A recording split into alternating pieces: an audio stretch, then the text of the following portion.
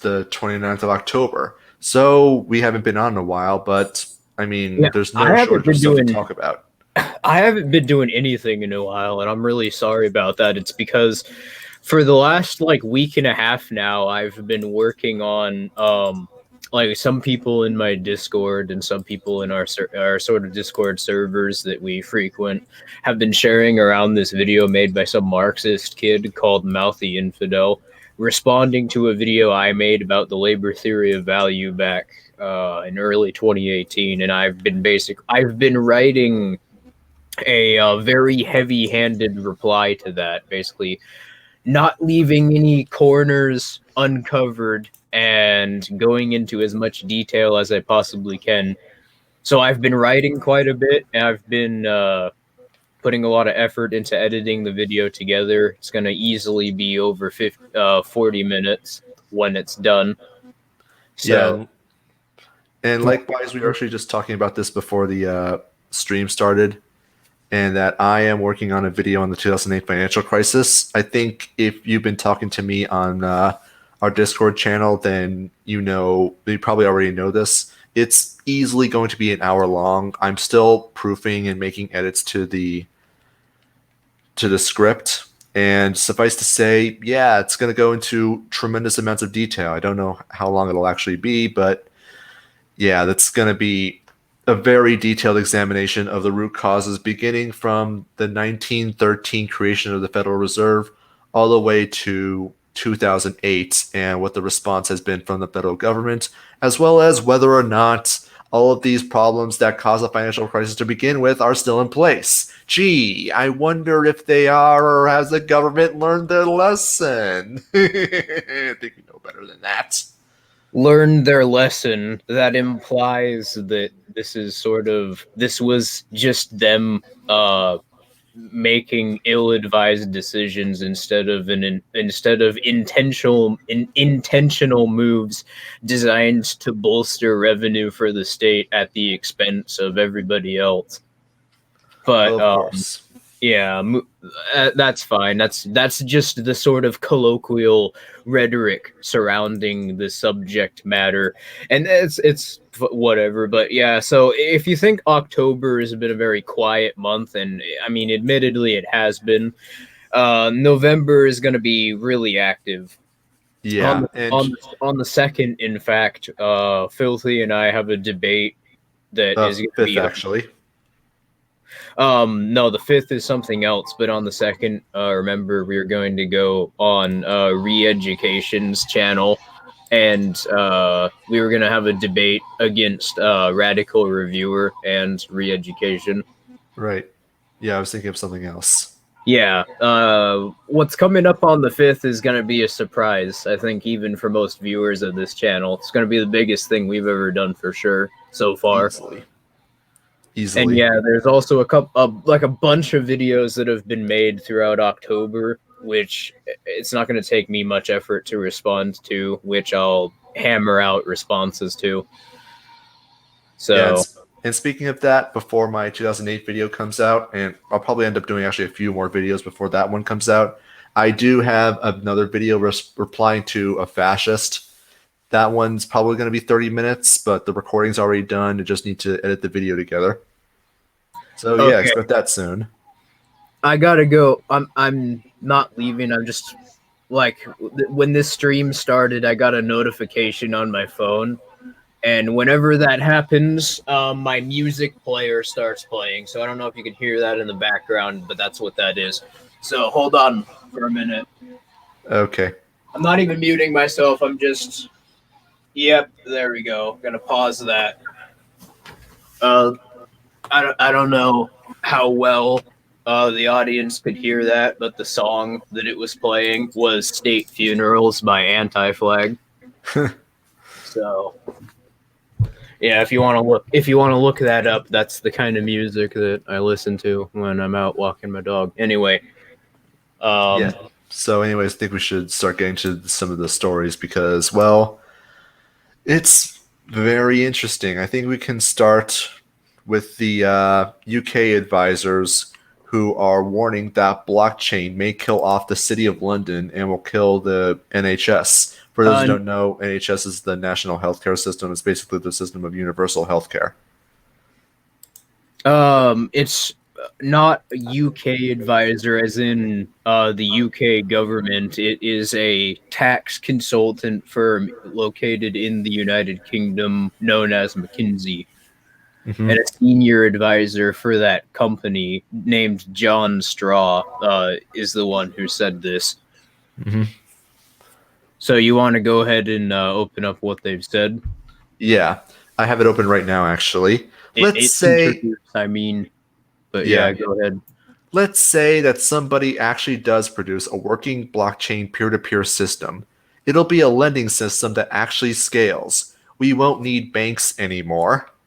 Which, yeah, it's very interesting that they say that. I've been one of the few people actually within these sort of Austro-libertarian circles on YouTube, um, making sort of economic efficiency based arguments for cryptocurrency, because a lot of people don't seem to understand why exactly people, even outside of sort of libertarian ideological circles, are beginning to trade in mass with cryptocurrency. And it's actually because cryptocurrency has several points of utility which make it more viable for financial asset security and resource management than the banking system, even absent government intervention. And this is probably a great example of one of those points of utility. Transaction fees don't scale in blockchain networks, and they do when loans are being given out with banks. So that's sort of an inherent um, point of utility and advantage which cryptocurrency has over the typical sort of financial institutions. All right, and just a quick aside, we got a $5 super chat from Ooga Booga. He he doesn't say anything, but yeah, thank you for the $5. Come on, bruh. Yeah, so anyways, I think it's very funny for the simple fact that, well, he would go on to say that blockchain is going to be the killer of democracy in many ways. His words, not mine.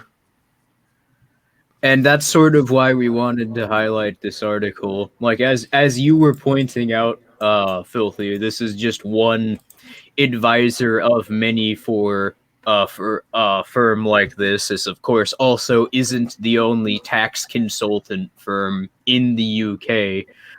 uh, we just find this interesting, to be an interesting story, because this is a firm which has a structural incentive to lie about what cryptocurrency like is capable of, and the market is at the point where they can't deny it anymore.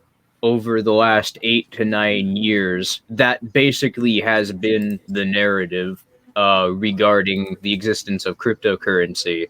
What? Cryptocurrency? What's that? Or if they do acknowledge cryptocurrency, it's always, well, that's it's too volatile. It'll never be anything more than a speculative asset. And now they're at the point where they have to essentially say, hey, government buddies, are you going to do something to, stop these people from trading?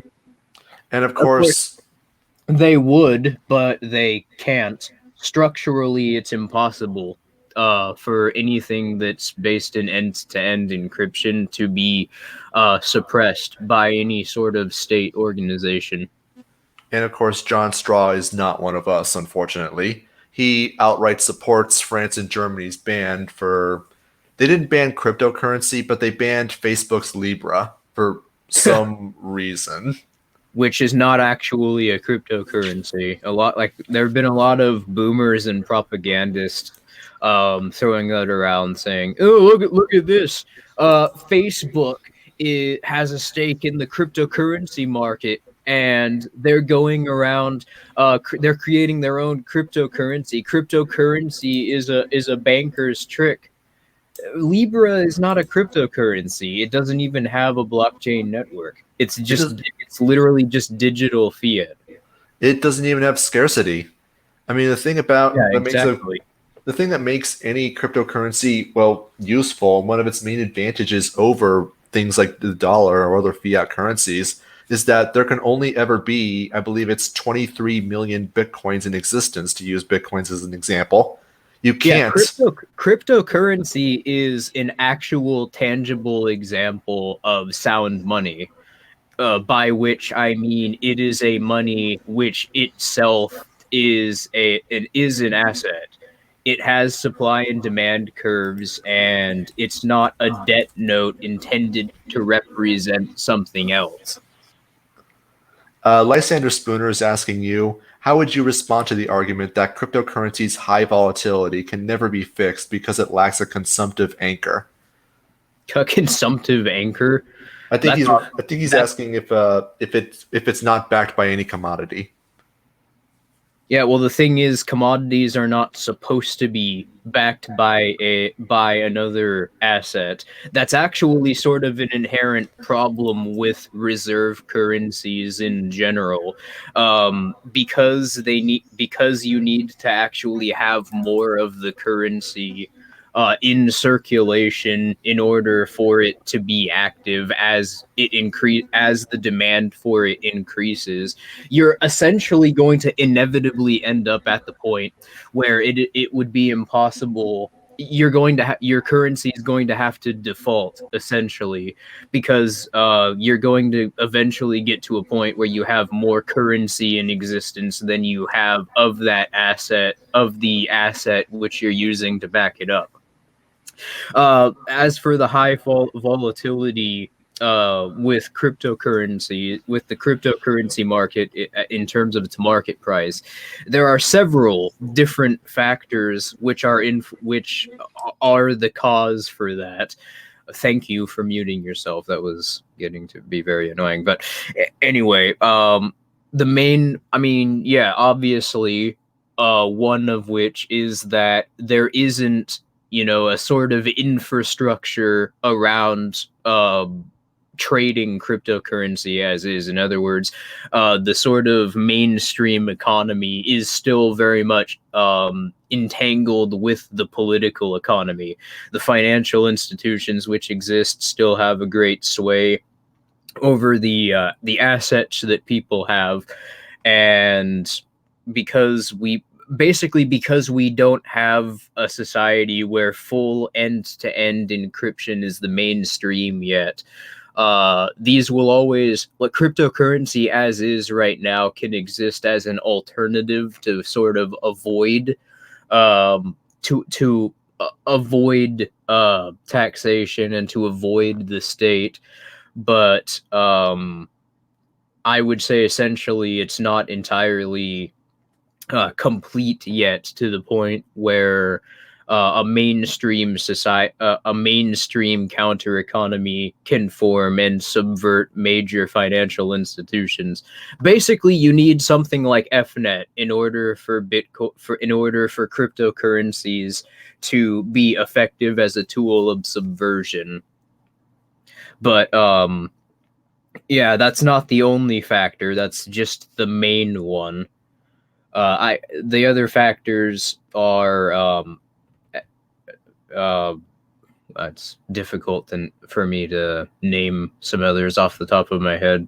So big oof, but yeah, they're not necessarily wrong in saying that cryptocurrency in the current society can't really become the mainstream medium of exchange, because obviously if that were the case, it would be the mainstream medium of exchange. But yeah, it will be the mainstream medium of exchange because the sort of network infrastructure which is required for it to become mainstream is right around the corner, essentially. It's being developed in pursuit of making cryptocurrencies mainstream, as well as other things, such as to undermine ISPs and government surveillance.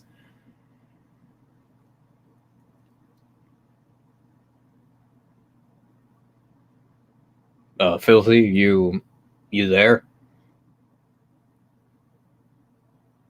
Is he? Yeah, I am. I just forgot that I unmuted myself. I forgot that I muted myself. Oh, all right. Yeah, so I was just going to remark that the main reason that the McKinsey advisor is upset about cryptocurrency is because he is absolutely terrified of the extent to which people can avoid paying taxes through cryptocurrency, because he's unintentionally admitting that the government has no way of knowing who is spending what and where, effectively making transactions that are there by their own admission completely untaxable. I And mean, he in realizes that the inevitable conclusion of this is going to be that there are going to be government services that are not going to be able to fund themselves. right, and I mean, in the United States, since 2008, the tax receipts which haven't been which people uh haven't paid, quote unquote, is gone up like 20%.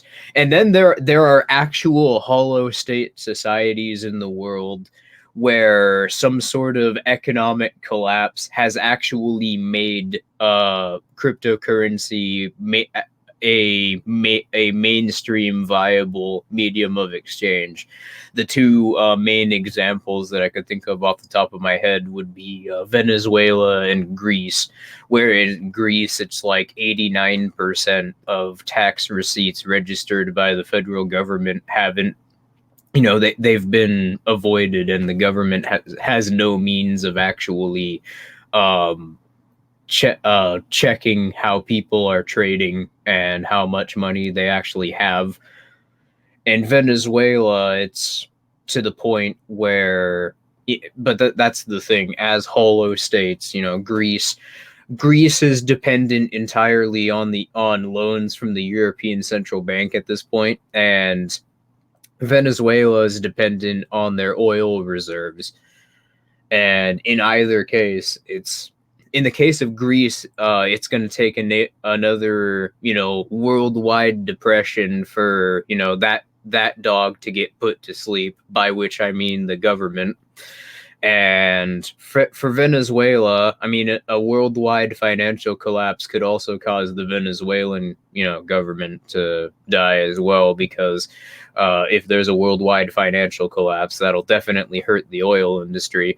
But all that really needs to happen in Venezuela is, for the government either A, to run out of oil reserves, or for B, there to be a major substitute for oil to be developed and become mainstream that would basically subvert the fossil fuel industry. And that would also cause the Venezuelan government to essentially default. I, for one, can't wait. I mean, right now, they're already in the point, Venezuela and Greece, where their entire societies are propped up entirely by the black markets. The states are going to collapse, and although there is going to be chaos in the short term, I can imagine a situation where it's like the main, the black markets become the mainstream. You can end up having, I for lack of a would better term, Capistan in Greece and Venezuela. I would actually doubt that, to be perfectly honest, because I think that in the case, like, enough of the sort of market infrastructure in both of those countries has already been developed around counter economic means, that a worldwide depression really is not going to hurt them as badly as the rest of the world. It's not going to hurt them, but it's going to absolutely annihilate their state. And of course, there's going to be a lot of people who are still participating in the white markets in this country that for them, it's going to be absolute chaos. But of course, all that's going to do is just going to be the entrepreneurs in those countries, the black market entrepreneurs, are going to say it's free real estate. Yeah, on top of that, it's because there's already enough of a counter economy developed. It's really not even going to be that catastrophic for the people who do have a stake in white market industries and the political economy that exists in those countries. It'll basically, it'll be easy enough for them to get into the counter economy, and the counter economy will have developed, enough asset security and an availability of resources that it would be, they would basically be able to pick themselves right back up. It's not as devastating in societies with, a very close approximation to a free market in terms of their counter economies. Yeah. So, anyways, I think we should move on to the next story. I was going to talk about the U.S. announced the death of al-Baghdadi, who, if you guys don't know, is the leader of the Islamic State in Syria, or Islamic State in Iraq and Syria, or ISIS, and was just generally overall an absolute son of a bitch. And Donald Trump made a point to, I don't remember if it was earlier this week. I think it was on Friday or Saturday or something. He made this big deal about, oh, I'm going to make this big announcement on 9 o'clock Eastern Standard Time. And at 9 o'clock Eastern Standard Time, yeah, he announced his death. If I recall correctly, he was smoked out by a dog who CNN for some reason found fit to demonize. And yeah, now the guy was dead. Now the guy's dead. So yeah.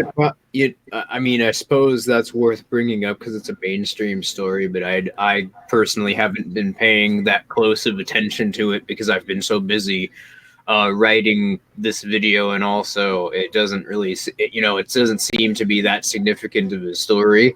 I mean, it's, there's an angle which is really not being covered by the mainstream media, which is that ISIS is ultimately a creation of the CIA, because ISIS was a splinter group of Al Qaeda, and Al Qaeda was a splinter group of the Mujahideen, which was financed mainly by the CIA during the Gulf War, the late 80s and early 90s. Well, not during the Gulf War. What it was the invasion of Afghanistan by the Soviet Union, and they wanted to fund a resistance group specifically to do a counterinsurgency against the invading Soviets. Okay. It was the Soviet occupation of Afghanistan, not the Gulf War. So, correction, I misspoke. Point is, the Gulf War was started by the Mujahideen attacking the United States, sort of out of nowhere, because hey, blowback. That's something that we've never seen before. Weird. But anyway, I just think it's kind of funny that I just thought it was worth bringing up for the simple fact that ISIS is not only an indirect creation of the CIA and therefore the United States government, but it's been a proxy of the United States government in many places, including in the civil war in Syria, where the United States deliberately funneled, both through legal and illegal means, arms, armor, and training and equipment to ISIS in order to take down Assad for obviously all the dumbest of reasons. Yeah, that's what I was gonna say. I mean, you say it was sort of an indirect creation. Well, that assumes that the U.S. government didn't intend to do that. I think based on what we're seeing with how Al Qaeda and ISIS have been used throughout the years in terms of geopolitics, I personally would doubt that it was sort of an unintentional product of blowback. I think their intention was to create a sort of an on-the-ground group which could be used as a proxy to achieve political strategic goals on the ground. when militarily, uh, as a sort of as to create a sort of degree of separation between the CIA or the U.S. military and whatever goal the U.S. government was aiming to accomplish. Remember, the CIA has mentioned on numerous occasions. In 1977, William Casey, when asked to be interviewed by Congress regarding Operation Mockingbird, in 1971, the CIA director also explained this regarding the U.S. government's media interference, the Warren Commission, not media interference, but how the Commission was conducted and sort of questions about the Warren Commission. But anyway, it has been mentioned consistently on numerous occasions the CIA creates proxies and front groups so that they can manipulate geopolitical events, um, and create what they refer to as plausible deniability.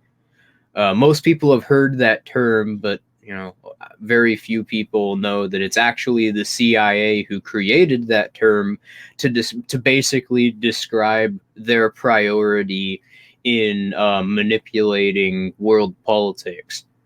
That's the first thing they look to do, is they look to create these sort of front groups for themselves to act through so that they can deny the U.S. government's involvement in whatever the U.S. government is attempting to do in pursuit of their own interest in foreign politics or in domestic politics.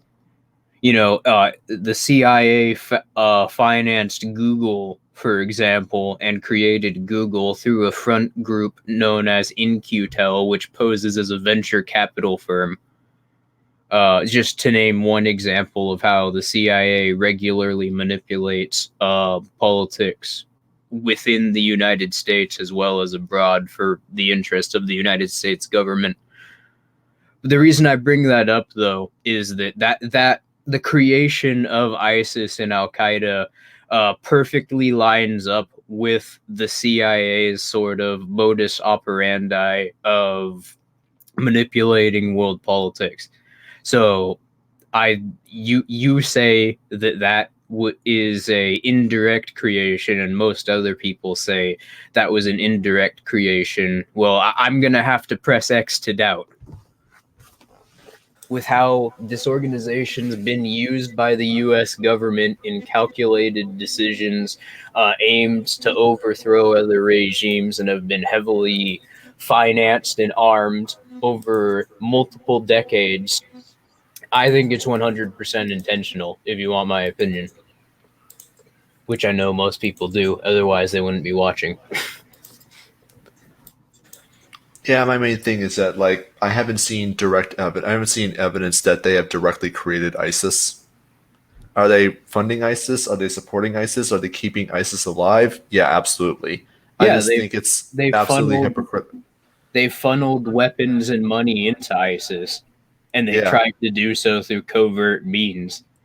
hmm and the thing I'm just trying to point out is that the absolute hypocrisy that the Donald Trump would go on stage and say like, "Yeah, we got him," even though, well, we've always had him. We've had him for years, and the only reason they didn't was because it was in the United States' interest to do so. I think what's really going on, is that now that ISIS has outlived its usefulness, they're free to dispose of them as they wish and gain a few extra PR points from their domestic population to show like, yes, we actually are doing things. We're keeping you safe. After all, if we weren't keeping you safe, we wouldn't have caught al Baghdadi, would we have? Yeah, I think they're about to be replaced pretty soon here. Which group do you think is going to replace them? ISIS, I mean. Honestly, I'm gonna hazard a guess and say that, well, there's two that I can think of. there's this one African group, I forget their name. Boko Haram. Yeah, that's the one. Yeah, There's a not zero chance it could be them. It could end, but I more likely than not, it's going to end up being an entirely new group that's going to be formed out of the remnants of ISIS. I yeah. mean, If you want, ISIS has if you, already crowned a new leader. So yeah. I don't know if, yeah, it could be a yet to be seen splinter group created out of the ashes of ISIS. I think there's a pretty strong possibility it could be the PKK. I'm sorry, who are they again? The Kurds, the Syrian Communist Party. I doubt it for the simple fact that the Kurds have been a U.S. ally for a very good amount of time, including Well, during the so Syrian civil war. Now, well, there's a so very is good chance that Mujahideen. I mean, being a military ally doesn't really mean anything. you're right, but I do not believe that. I mean, the United States does have a long history of turning its back and outright betraying its allies, and we already know that they engage in things like the kind of Orwellian doublespeak, well, where they'll propagandize like, yeah, these guys have always been our enemies. What are you talking about? I didn't say the opposite like 10 minutes ago.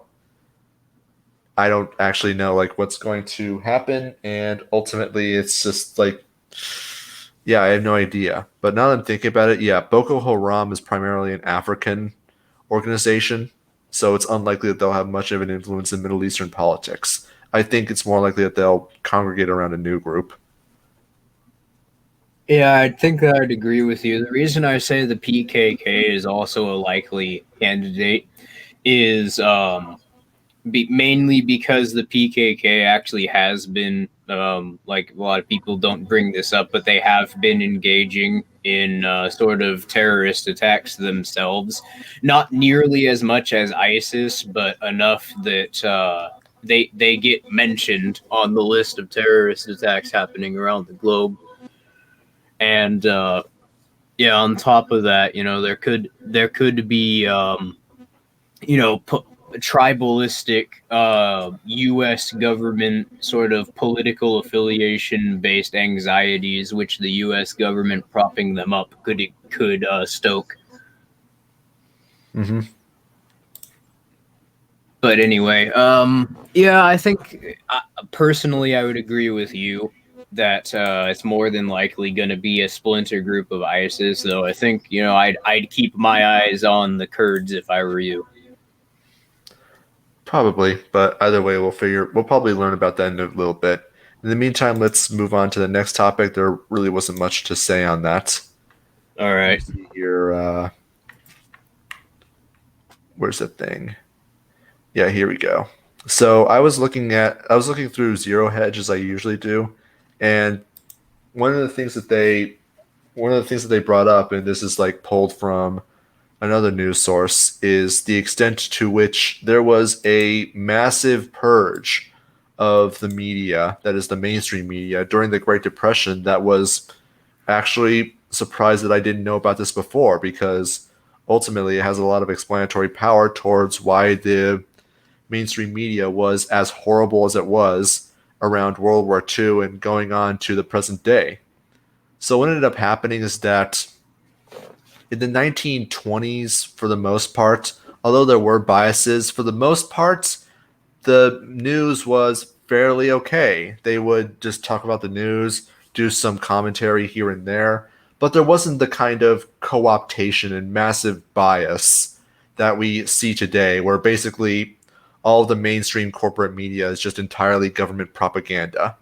Of course, they pretend that it's not government propaganda, and they try to do this through example by creating a fake controlled opposition network like Fox News, but ultimately they're all basically saying the same thing like, oh, this is a major threat to our democracy. I'm sure you all. They all have an underlying master narrative, which, though the information which they present may superficially appear to be different from one another, the sort of implications of what they're saying and the directions which they try and move people towards are identical. Hmm. But yeah, that's probably one of the biggest lies a lot of people have bought into is that politics is more, virulent right now than it ever has been throughout U.S. history. And the same thing goes for industry. That there are that industry is more controlled now than it ever has been at any point in history. Just if you look at the structure of government, the fact that there exists a sort of political economy, which all these firms have to get licenses through in order to operate. So basically, they have to brown nose to government standards, and that sort of is how it's always been. Uh, and then even before licensing laws, there were all these government set up sort of patent agencies, and there were all these finance laws which you could see people like even going back to Lysander Spooner complaining about, where it creates sort of state secured privilege for certain firms, and it creates a barrier of entry which wouldn't exist in an actual free market, as well as actually creating sort of monopoly privilege through regulatory capture. Hmm. But yeah, the media is pretty much, there's always sort of been a filter through the media, which has either been directly or indirectly controlled by the US government. Though Operation Mockingbirds existed since the 50s, we can see examples like this where the government has massively controlled media even before then through alternative means. Before Operation Mockingbird, it was mainly the FCC. Before the FCC, it was finance manipulation. Hmm. And in the 1930s, just circling back to the regular topic, it started with Herbert Hoover, but Franklin Roosevelt basically turned it up to 11, where they had entire magazines, broadcast personalities, etc., run off the air through several blacklisting and propaganda campaigns to try to defame the credibility and reputation of a lot of people. And in their place were a whole bunch of government agents and yes men who would happily go along with any narrative that the government or any government agent put in front of them. Hell, it got so bad that the day after Pearl Harbor in 1941, Disney Studios was occupied by federal soldiers. Gee, I wonder why. It couldn't be because he wanted to use Disney Studios as a method of propaganda to support the war effort, could he? No, it had nothing to do with that. And of course, I Well, remember reading. I remember reading about a. I was something curious. I remember reading about with a biography of what's his name, Eisenhower, and about how during World War One, in order to get or World War Two, in order to get support for the war effort, he basically got a lot of movie studios to do all these short serials in support of the war effort, and basically just creating propaganda. And it always struck me like, how was he able to do that at all? And here's why.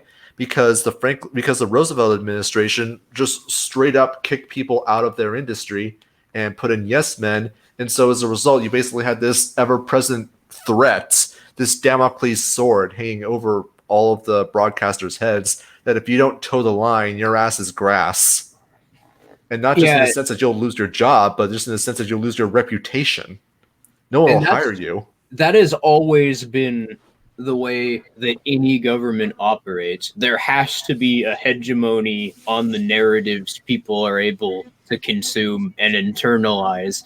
That's how the sort of social aspect of the state's master narrative has to manifest. People have to only be able to come to one conclusion of what their interests are. Otherwise, people will start aiming to undermine the government.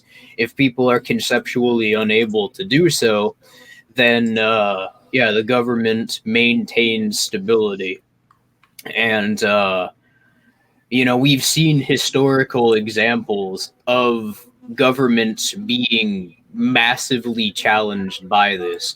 In fact, the invention of the printing press basically caused, pandemonium of the sort of um, master narratives being put out by the states at the time throughout most of Europe, because at the time there was a sort of socio-political narrative operating around the papacy. The papacy was very closely intertwined with the governments of a lot of states at the time. And no, and I'm not, like, this may sound like I'm getting off topic, but this is actually relevant. But the invention of the printing press meant that a lot more ideological narratives and conceptions regarding religion, which the state sort of master narrative that it bolstered itself around, could be propagated. The state at the time, like, instead of the sort of social contract myth and the idea of representative government and people being able to have their ideas met through political rule, and political rule existing to have their interests maintained, to create asset stability. The sort of narrative for the longest time up until that point was God created the government. Your interest is God's interest, and therefore you have an interest to be ruled by the government. Well, when the printing press was invented, you had all these other people who were able to put forward their conceptions of religion, and that ended up destabilizing the social order in a lot of those countries, because before then there had sort of been a uniform idea of what God was and what the sort of interests of God were. Well, now you had Methodists, you had Lutherans, you had all these splinter groups being created because there was more information being published. And that ended up actually causing a lot of that ended up being basically the sole cause for a lot of these governments to end up having to restructure themselves. It's a lot more complicated than that. It's not just people changed their minds and that changed the government, but that was sort of the catalyst point for that socio-political order. And didn't the government also try to monopolize the printing press like almost Yeah, immediately? that's something that happened after all those governments restructured themselves. They One of the first thing they did essentially was monopolize the printing press specifically for that reason.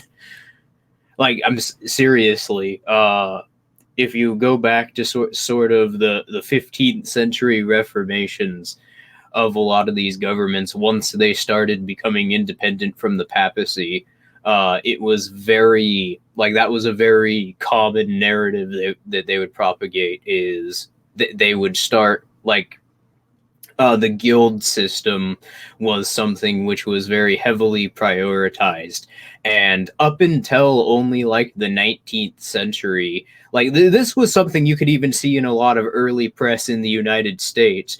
Government monopolization, from the perspective of a lot of these more overtly authoritarian types of statists, like the Federalists or whatever, that was seen as a good thing by them. In fact, very early on in the United States, people who would compete with a lot of these state established monopolies, such as the steamboat industry, they would be called rate busters. That was the term that the government would use, and that would often be, the grounds for certain firms or entrepreneurs to be sued. they started undercutting a lot of these industries in the United States, which were monopolized by the state through some regulatory capture or some sort of state incentive, and that would cause them to be demonized by the press on the grounds that they were anti-monopolists. Seriously, you can look this up. A great example of which, as I sort of already alluded to, was Vanderbilt competing with the steamboat industry in New York. Roderick Long has a pretty good piece about this on C4SS about state monopolies throughout the 19th century, and explaining how the U.S. government actually had more involvement in a lot of these older companies, such as Standard Oil, than the media and government education tends to let on. Like, that's basically just a product of historical negationism. The idea that the Gilded Age was a free market with no government intervention. But really, I mean, you should be able to logically deduce that's wrong based on the fact that there was a government which existed. So obviously there was government intervention in the market. I always was struck by the kind of conflicting information that I got in government schools about the Gilded Age. They were always trying to tell me that the Gilded Age was some period of free market, radical, laissez-faire, like people could just do whatever they want. And yet the entirety of the political cartoons that were typically illustrated within the textbooks always depicted that businesses only got to where they were because of them buying off politicians. And for some reason, you had to wonder, like, if it was a period of free markets and there was no government intervention whatsoever, why would businesses give money to politicians? Did they just like them a lot? Are they friendly? They're clearly not trying to get legislation passed, because what's the point of legislation if it has no effect in the market whatsoever? So clearly this was incredibly conflicting information. And that's, yeah, the thing is, it wasn't businesses paying off politicians and having the government function in the interests of businesses, which conflicted with the interests of the state and the people the state claimed to rule over, as is sort of the controlled opposition narrative regarding corporatocracy. Actually, it's more of a codependent relationship, and that's sort of evidenced by the fact that, you know, among other examples, such as Microsoft being hit with an antitrust suit in 2004 because they refused to build a headquarters in Washington, D.C., as requested by the U.S. government. This story here today of the U.S. government just straight up using force to remove people from executive positions in private media firms because they refused to create government propaganda. I mean, if that's not, it's pretty clear here that the power in that relationship flows in one direction, and that's, yeah, if the business executives or these business firms end up actually antagonizing the interest of the government, yeah, they're probably going to get lined up against a wall. Which of these two organizations is capable of killing large numbers of people, throwing them in rape cages, creating new arbitrary rules by which the other must abide by? I'll give you a hint. It's not the businesses. But anyways, I think I should mention that there's a super chat I didn't notice earlier. $20 from Ooga Booga. He asks, yeah, thank you, man. Anyways, he asks, what nation do you guys think has the largest anarchist movements? It's probably either Brazil or Venezuela. And this is actually very easy to prove. I mean, there are a lot of, like, I'm blanking on the name of it right now, but there's a website. Oh, now I remember what it's called. It's called Ancapistan, www.ancapistan.something, which was started in like 2014, 2015, where people who were ANCAPs, so to speak, could basically identify where they're located to sort of give a general. The intention was to sort of give a general idea of how large the movement was, but yeah, for privacy reasons, I would say that's a very bad idea. But anyway, if you were to go to that website, you can see most of them, like there's a disproportionately large amount of them in Brazil and Venezuela. And I think the reason for that is, it doesn't take a genius to figure it out. As I sort of mentioned earlier, people in Venezuela have basically been forced to become counter-economists out of financial necessity. And in Brazil, a lot of people who are in Venezuela are going to Brazil, and obviously those sort of counter-economic networks, people in Venezuela had, which they engaged in order to essentially maintain their own assets. They're still going to have those assets when they move to Brazil. So when they move to Brazil, they're going to establish those counter economic networks there. And with that, they're going to create these sort of profitable counter economies in Brazil, which is going to turn a lot of people in Brazil into counter economists and ANCAPs. So, yeah, there's a very big libertarian anarchist movement in South America, and there's a growing one in the U.S., of course. But I mean, you can, like, there are documentaries you can find on YouTube about Venezuela, just interviewing people talking about their politics, and you can see, like, when they're out marching. There are ANCAP flags. They're waving them, like, they're everywhere. It's that major of a movement down there. It's pretty glorious to see. I mean, I remember seeing a website like that mapping where people who identify as anarcho-capitalists live. There's like a few hundred in the US, a couple dozen in Mexico, a few in Europe, and then it's just like thousands in Brazil. I remember just being struck, like just floored by just how many there were there, like just in proportion to all the other groups who Well, would otherwise put themselves on that website.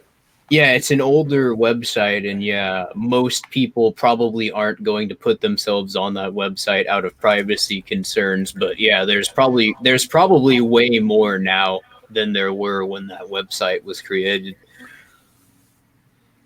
Yeah. But the point is that, well, yeah, the biggest movements, as far as we're aware, are going to be either in Venezuela or they're going to be in Brazil. I'm actually not 100% clear on why Brazil has such a large voluntarist community, but Yeah, I mean, I'm glad to that be they do. clear, that's just kind of me speculating. Like, I don't know if that's the reason, but it would make sense. The counter economy in Venezuela is as influential as it is. So, because a lot of people in Venezuela are going to Brazil, they're going to try and create those networks there as well. Hmm. Now, I think we should go on to our last topic. I'm trying Yeah, to sounds good. I'm trying to remember what it is actually. Oh yeah, here it is. So I'm pretty sure you've heard us talk about. I mean, if you're familiar with our streams, you've seen us talk about this before. That they're trying to implement pre-crime into how law and order works in the United States. And of course, well, they come up with a whole bunch of. I can't tell if you're laughing or coughing. No, I was coughing. Sorry about that. So, anyways, yeah. So the United States actually fully announced that pre-crime is going to be used when fighting the war on terror. Specifically, Attorney General under Donald Trump, William Barr, has announced his new pre-crime program inspired by war on terror tactics and is set to be implemented in 2020. So Yeah, basically, specifically what he describes it as a national disruption and early engagement program. And of course, the means of legitimizing this, which they've used, is trying to stop potential mass shooters being in quotes, before they commit any crimes, because that's basically an entirely arbitrary category, which the government could they could say anything is an indication of committing a mass shooting. Just it's especially when they admit that they're sort of their basis for saying someone is a potential mass shooter is based on psychiatry and the use of clinical psychologists. And if you know anything about psychiatry, that's basically just a field where the broadest categories which could possibly be created are used to try and diagnose people as having some sort of mental illness in order to get them doped up on medication to bolster revenue for the pharmaceutical cartels. So, um, yeah, that shows we can just tell based on the means that the government is using in order to assign the label of potential mass shooter to somebody. This is going to be about as arbitrary as police saying that somebody is disturbing the peace or engaging in um,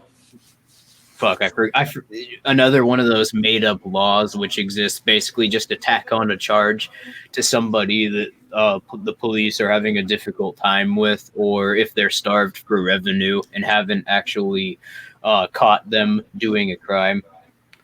I'm also remembering the FBI memo from a month or so back when they talked about how people who engage in conspiracy theories are more likely to be mass shooters. Oh, So I and can it says completely that on here too, by the way. thought It so. it specifically says in this bill that that people who propagate conspiracy theories were motivating domestic terror threats, quote unquote, and conspiracy theories, quote unquote, also can be linked to mental illnesses, and therefore that those people are going to be targets of this program. Oh, definitely. And of course, the question becomes, what do you think they're going to do with people who they arbitrarily decide are guilty of pre-crime? Well, you remember what Donald Trump said after the El Paso shooting? Part of what he said? For people who have mental illnesses and that are a danger to society, we need to do involuntary confinement. I don't even really know what to say about that. It's pretty it's pretty remarkable. Not surprising, but remarkable to see them admit things like this. Suffice to say, we're entering into an Orwellian nightmare where, in the name of public safety, that the state is going to openly arrest people who they admit have done literally nothing wrong. But because they fit the behavior profile of people that they do not want interacting with society, well, you're getting locked up in a straitjacket. Have fun. Yeah, late statism is pretty great, isn't it? It's absolutely horrifying. Oh, and yeah, this is another similar. This is yet another similarity between the United States in its current, the United States government in its current condition, and the Soviet Union pre-collapse, like the sort of later stages of the Soviet Union before it collapsed.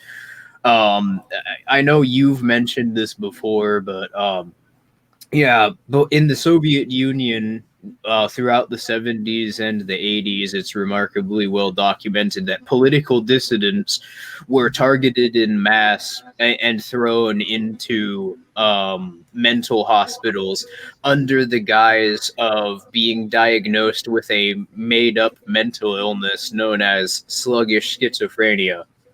Sluggish schizophrenia. I have trouble pronouncing it, so I just need to be sure. But yeah, And there yeah, this is almost identical to that, except the difference is that in the Soviet Union, they didn't that was something which really we only know about because historians dug up evidence of that. It wasn't something that the Soviet Union actually announced publicly, which is why I find it so remarkable that William Barr is announcing this publicly, thinking that it's going to go over well. Well, what ended up happening is that not that it's announced he announced it thinking it'll go over well. What happened is that he announced it just to keep the press happy, and then the press did they buried it. This kind of thing was national news, and I remember being struck seeing the news on TV. I think it was on a local station. Uh, and you know what they were talking about on TV? That a fertility doctor had kids. Yeah, that's A fertility doctor had kids. That was what's on TV. And here we have the freaking Attorney General of the United States saying that Minority Report is becoming real. And they're talking about some guy having freaking kids. well, I mean, obviously they're not going to talk about it because the U.S. government, is going to try and bury it. I think what William Barr was thinking, though, I think that this was actually just an ill thought out strategy attempting to normalize this. Because, of course, it was advertised under the guise of trying to stop potential mass shooters. So I think this was intended to be something that was appeasing the sort of, the gun grabber media. But yeah, it was horribly ill thought out, and it essentially shows us that the U.S. government is entering very late stages of desperation in trying to sustain itself. Even more damning is that back on July 23rd, William Barr, the person who announced this, so before, just to preface before I get into this, so for those of you who might be, curious how to avoid this or how to get around, being a pre-criminal, well, the writing's on the wall. William Barr himself said, quote, warrant proof encryption is seriously impairing our ability to monitor and combat domestic and foreign terrorists.